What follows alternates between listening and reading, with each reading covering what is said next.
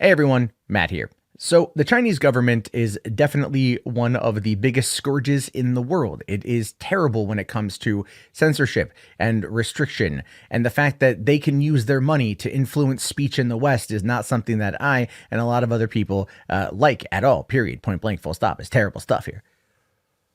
But when it comes to gaming, I believe that China is going to be the downfall of a lot of games and a lot of game companies that will sell out the rest of the world for the potential earnings that they're going to get in China, which right now equals about $33 billion annually. So you can kind of understand from that perspective why Activision Blizzard and why they would want to partner with Tencent and why they'd want to make sure that they get to maintain their access into the Chinese marketplace, where there are 620 million people basically who play games every single month. Think about that. This is a country with 1.4 billion people, and 620 million of them play video games. That is just a little bit under 50%. That's a lot of people who play games. That means there's a lot of money that goes into the marketplace. Like I said, $33 billion. But the Chinese government recognizes that there is an addiction problem in some of those cases, and some kids play for far too long and they don't get an education, they don't get jobs, and therefore they're not productive members of the social currency society.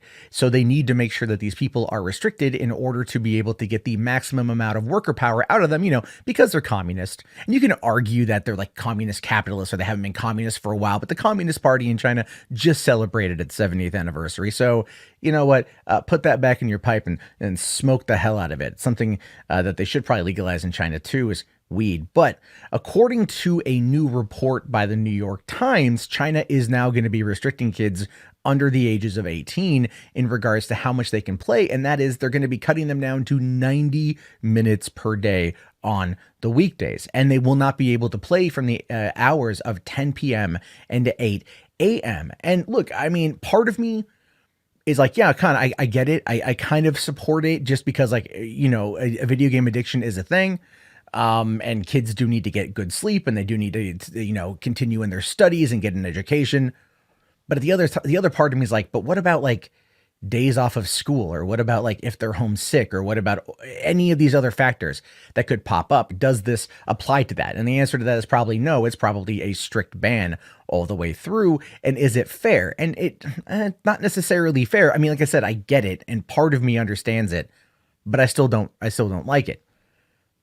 Although there's another factor involved with that, and I'm not too sure because this article is unclear, but it does make it out to seem that the Chinese government, and this is where I think a lot of people are going to maybe be applauding China for this, is that the Chinese government is cutting down on microtransactions.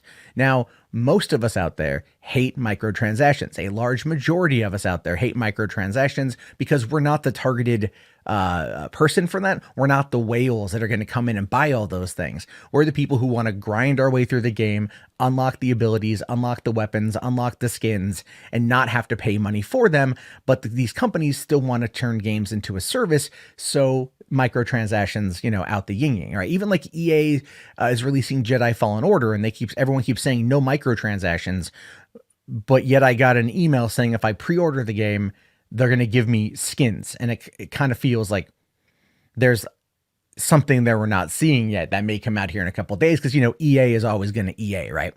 So there's that. But if you want to spend money on microtransactions in China, it says here that players who want to purchase them will now be limited to $57 per month, that you will be capped at how much money you will be able to spend on microtransactions every single month. Now, I couldn't imagine spending nearly $60 a month on microtransactions because nothing I play has that I would care about. But apparently a lot of the games in China do that. And a lot of people spend a lot of money on microtransactions. Like I said, it's a $33 billion a year industry. So there's clearly a lot of money to be earned in the games as service model. But if you're also a kid, like if you're a younger kid, I think maybe, again, it doesn't really specify, but I would argue probably someone under the age of 13, you're then capped at $27 a month. So you get capped down to, or sorry, $28 a month, not 27, but $28 a month. That's what your cap is. And I actually really like that. I really like that because that keeps kids from, for one, overspending, and two, it kind of teaches responsibility, financial responsibility, all those kind of things. And it might protect parents who end up having to, spending $10,000 in microtransactions because their kid got a hold of it and then they just went hog wild, which we've seen multiple times. But at the same time, is this going to be an enforceable thing, right? Is this going to be something that is ultimately enforceable? How would the government use these rules to actually limit somebody? Would there be a timer that gets put up like in the system? What if the game doesn't go online?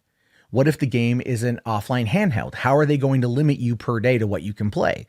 If it's if it's a console, can they just unplug it from the console? I'm not too sure if there's going to be anything here that they can really do to enforce it across the board. If it's just going to be one of those rules that's more like just kind of like the honor system sort of thing. But microtransactions are probably the more easier one to regulate than the time spent gaming, because, kids might open up multiple accounts and they might dive into a couple different accounts and then play for, extend out their gaming time that way. But what if you're over the age of 18? I mean, like, can you just lie about your age? But China is far more restrictive than we are. So their system is probably way easier to control because they have been for the longest time establishing further rules of control. I saw a thing yesterday where if you are a jaywalker or you commit like some crime in China, they have they have facial recognition software in their security cameras. They will find out who you are. They will post your image everywhere to let people know that you're a criminal, to let people know that you jaywalked or you crossed the street illegally or something like that. Like, that is how controlling and restrictive they are. What if they determine that they want to shame you for playing games for too long? So if you break the rules or get caught trying to circumvent this ban, this restriction on timing, would they take your picture? Would they put it up on street billboards and say, this person played video games for longer than 90 minutes per day? Shame him. I mean, like, I wouldn't put it past the government to do that, considering that they're really working on AI newscasters that sound and look like real people. I mean, the amount of technology coming out of China in regards to a Big Brother kind of, 1984-esque state, it seems kind of crazy. And this is just kind of another step for China to be expanding its control over its people. So the question then becomes, will it have an impact on the West? Now, right off the bat, the answer to that is clearly no.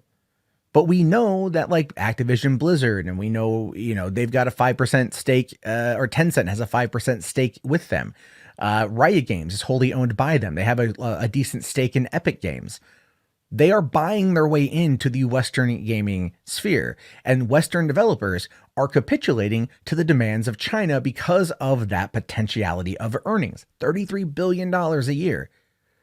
More people play video games in China than like almost double the United States population. And it's a major thing. It's a massive thing. Who knows if this is going to have an impact on us or not, but I think down the road we're going to see it, but they're going to do it silently. Whatever China wants these companies to do, they're going to do it, but they're just not going to make an announcement about it. They're just going to build it into the game. And people will complain and they'll bitch and they'll moan on the internet about it.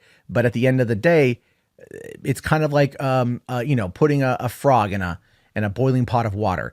You start slowly turning it up, and the frog doesn't notice that they're being boiled alive. And that's, I think, what's going to happen with this is China realizes now that people pay attention to them. And so they're going to put these restrictions on in ways that are more privately done behind the scenes that we'll never see, but will ultimately feel. And that is probably one of the saddest things about being a gamer or being a fan of entertainment in modern age. I understand that these companies want to find the most money that they can, but bowing to a communist regime like China just for the potential of making more money feels like you're selling out the rest of the world, and that just sucks. That just sucks. Anyway, your thoughts, your opinions, let me know down in the comments below. I will talk to you all later. Have yourself a great day, and peace out.